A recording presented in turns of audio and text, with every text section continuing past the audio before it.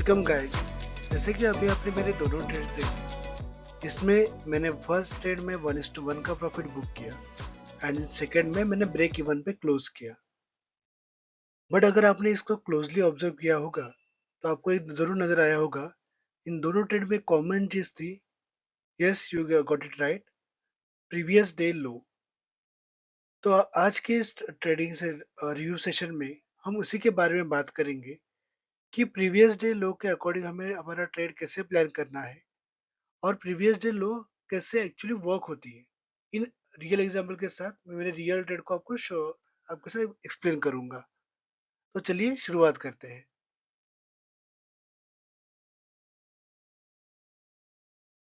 ये ट्रेड मैंने 12 फरवरी को लिया था, जो कि रिलायंस इंडस्ट्रीज में था।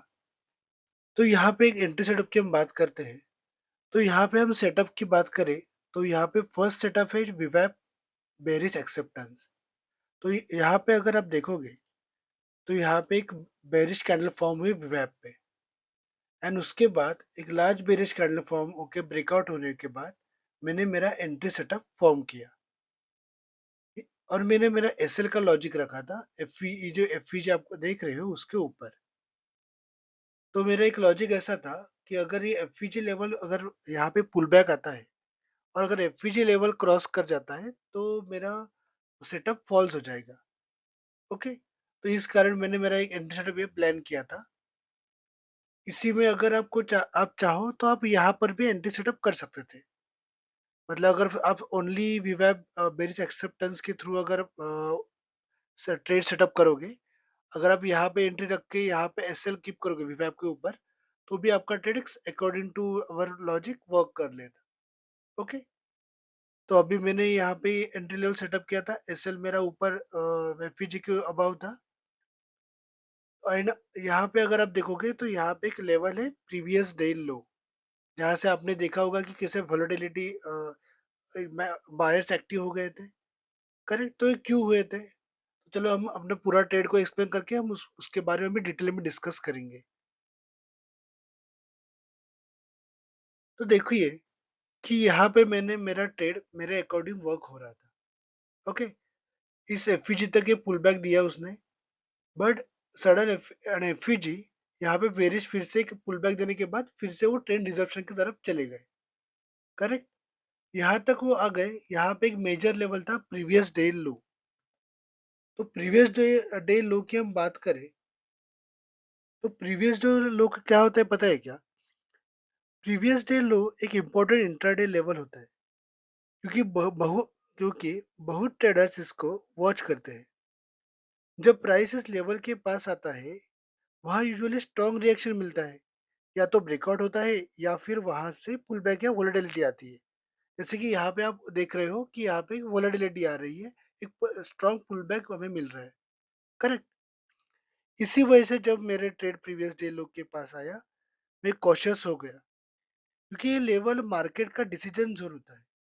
मतलब अगर आप क्लोजली ऑब्जर्व करोगे तो प्रीवियस डे लो, अगर मार्केट बेरिश होगा तो it's act like supply zone, यहाँ से ट्रेड रिवर्स कर सकता है।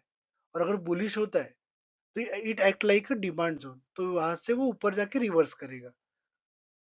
अगर और सेकंड ये चांस भी होता है कि मेरा ट्रेड मैंने कैसे प्लान किया था कि अगर मेरा ये प्रीवियस डे लो ब्रेक करे, करेक्ट, विद लार्ज, जैसे ये बेरिश कैंडल फॉर्म हुई लार्ज कैंडल के साथ अगर ब्रेकआउट देता, तो मैंने मेरे 1:2 1:3 के टारगेट पहले से की पुट किए थे। तो अगर मेरा planning according to my plan अगर जाता, तो एक अच्छा सा स्ट्रॉन्ग मूवमेंट मुझे मिल जाता इस ट्रेड में। करेक्ट, और मेरे ट्रेड एक 1:3 के 1:3 समटाइम 1:4 भी मुझे मिल सकता है इस ट्रेड में। बट इस ट्रेड में यहाँ पे हाई वोल्टिलिटी थी। और यहाँ पे अगर देखो कि मतलब मैंने जो मेरा एसएल एंट्री लेवल पे कीप किया था, तो अगर आप इस पूरी कैंडल को देखो, इतनी वोलेटिलिटी थी कि मैं थोड़ा कॉशियस हो गया यहाँ पे। और यहाँ पे मेरा 1:1 का टारगेट था, तो मैंने वहां पे मेरा प्रॉफिट बुक किया था। ओके, तो ये अपना पूरा एक सेटअप का लॉजिक था। तो अभी हम बात करेंगे हमारे सेकेंड ट्रेड को, जो कि मैंने लिया था 16 फेब को H D F C bank में। तो यहाँ पे एक बुलिश सेटअप के साथ मैंने एंट्री प्लान किया था। तो एंट्री अगर आप देखो, अगर सामने दिखते हमें एक लॉजिक दिख रहा है, जिसे टेक्स्ट बुक मूव से कह सकते हैं हम लोग। इसे कहते हैं trend resumption after the consolidation.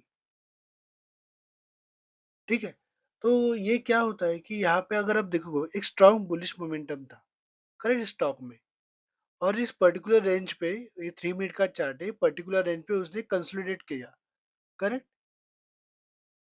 And after consolidation, तो ये लॉजिक क्या रहता है कि अगर अगर इस कंसोलिडेशन पे अगर ये अपर लेवल को ब्रेकआउट करे, तो हमें ट्रेड को कंटिन्यूएशन मिल जाता है करेक्ट। और अगर ये लोअर लेवल के, इस बॉक्स के लोअर लेवल को, सपोर्ट लेवल को, इसको ब्रेक करे, तो हमें एक बेरिश एंट्री लेके स्टॉक उस बेरिश मूव के अकॉर्डिंग वर्क करता है। तो इस पर्टिकुलर ट्रेड में हमारा ट्रेड कंटिन्यूएशन पैटर्न वर्क किया कर रहा था। तो इस ब्रेकआउट पे मैंने यहाँ पे एंट्री ले ली।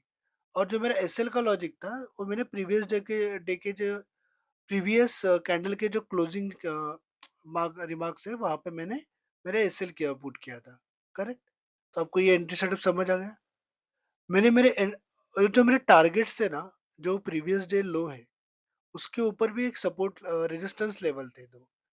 तो मैंने मेरे टारगेट वहां तक रखे थे कि मुझे ऐसा, मतलब मुझे ऐसा लग रहा था कि ये स्ट्रॉन्ग बुलिश मोमेंट होने के कारण ये प्रीवियस डे लो ब्रेकआउट देगा, और स्टॉक इस दोनों रेजिस्टेंस तक जा सकता है। ये मेरा टारगेट था। बट हर टाइम हमारे अकॉर्डिंग स्टॉक वर्क नहीं करता, बट वर्क करता है डिसिप्लिन। तो डिसिप्लिन फॉलो करने से हमारा ट्रेड, देखो कैसे नुकसान होने से हम बच सकते हैं। तो अब देखो डिसिप्लिन फॉलो करने से क्या होता है। तो अभी हम देखते हैं अपना एग्जिट स्ट्रेटजी। तो देखिए, अगर प्रीवियस डे लो पे, यहाँ पे हाई वोलेटिलिटी कारण और बेरिश यहाँ पे प्रीवियस डे लो एक्ट लाइक सप्लाई जोन। तो प्रीवियस डे लो को हमने लास्ट टाइम देखा था, जो एक्ट लाइक डिमांड जोन। अभी जो प्रीवियस डे लो की लेवल है, it's act like supply zone. तो आप क्लियरली देख सकते हैं कि यहाँ पे मेरा स्टॉक गया, लेकिन तुरंत बाद बेरिश यहाँ पे एक्टिव हो गए सप्लाई जोन। जिन्होंने यहाँ पे बुलिश साइड पे एंट्री ली थी, यहाँ से प्रॉफिट बुकिंग स्टार्ट होने लगा। यहाँ पे सप्लाई जोन वो बन गया। और धीरे धीरे यहाँ पे लेवल बनते बनते देखो, अब हायर लो लोअर लो करके बनते लेवल बनते बनते, यहाँ पर मैंने क्या किया था कि जब जब मेरा प्रीवियस डे लो पे गया था कैंडल, इस अकॉर्डिंग इस up to 1:1 according to my target, तो मैंने मेरा जो एसएल था एंट्री लेवल पे सेटअप किया। तो ये जो मेरा डिसिप्लिन का रूल होता है, जो कि आज मैंने फॉलो किया। उसी अकॉर्डिंग देखो स्टॉक यहाँ से रिवर्स मूव किया, और मेरा एसएल हिट हो गया। तो आप अगर लॉजिक देखोगे, यहाँ पे सप्लाई जोन वर्क किया होगा और मेरा एसएल हिट हुआ, तो मुझे इसका कोई टेंशन नहीं कि मेरा एसएल हिट हुआ, क्योंकि मैं मेरे डिसिप्लिन के अकॉर्डिंग यहाँ पे मैंने एंटी सेटअप बनाया था। अगर ये ब्रेकआउट देता, तो एक अच्छा खासा बुलिश मूवमेंट मिल जाता मुझे, लेकिन नहीं, कोई बात नहीं। यहाँ पे उसने रिवर्सल दिया, तो यहाँ पे हम इसका एसएल मेरा हिट हो गया, लेकिन एसएल मेरा एंट्री लेवल भी हिट हो गया, तो इसलिए में से इसमें मुझे कुछ लॉस नहीं हुआ। ब्रेक इवन में मैंने क्लोज किया डे। तो इसको और एक अच्छे तरह से हम प्लान कर सकते हैं। अगर आप देखोगे अच्छे तरह से, मैंने यहाँ पे क्या बुलिश सेटअप पे वर्क किया था। यहाँ पे अगर दूसरे मेरे मेरे जगह दूसरा कोई ट्रेडर अभी यहाँ पे होगा, ठीक है, जिसका एंट्री यहाँ पे मिस हुआ होगा, या फिर कुछ भी रीजन से, या फिर उसने उसे पेशेंटली यहाँ पे वेट किया होगा कि ये ब्रेकआउट देता है या फिर रिवर्सल होता है। तो वो जो स्मार्ट ट्रेडर रहेगा, जो भी आप जैसे स्मार्ट ट्रेडर रहेगा, आप जैसे लोग, तो वो क्या करेंगे, यहाँ पे एंट्री सेटअप, मतलब इस पर्टिकुलर लेवल दिख रहे हैं आपको, इसका वेट करेंगे ब्रेक होने का। और इस लार्ज कैंडल पे जब ब्रेकआउट देगा, तो लोग यहाँ पे एंट्री लेके, जहाँ पे मैंने मेरा एसएल की अभी एंट्री, जरा जहाँ पे मैंने पहले प्रीवियस बुलिश एंट्री ली थी, वहां पे वो बेरिश एंट्री लेंगे। और उनका एसएल जो रहेगा ना, वो इस जो ये दिख रही है लेवल, यहाँ पे एक रहेगा, या फिर उनको बड़ा एसएल रखना होगा, तो वो प्रीवियस डे लो के ऊपर रखेंगे। तो ऐसे ऐसे एंट्री सेटअप किया जाता है। ठीक है। तो ये हमेशा याद रखना कि एसएल हमें प्रीवियस डे लो को एक हाई वोलेटिलिटी जोन माना जाता है, उसको एक अच्छी एक लेवल माना जाता है, एक अच्छा लेवल माना जाता है उसको। और सेकेंड है, हमेशा ट्रेड में हमें एसएल को ऐड करना ही है। अगर एसएल नहीं होगा, मतलब हम बहुत बड़ा रिस्क ले रहे हैं। कभी भी मार्केट में कुछ भी हो सकता है, मार्केट हमारे हाथ में नहीं है। ठीक है। स्टॉक कहाँ पर भी जाते कोई भी कुछ भी नहीं कह सकता। तो हमेशा याद रखना एसएल को हमें ऐड करके रखना है। ओके। और याद रखना प्रीवियस डे लो सिर्फ एक लेवल नहीं, मार्केट का डिसीजन पॉइंट होता है। That's all guys, thank you.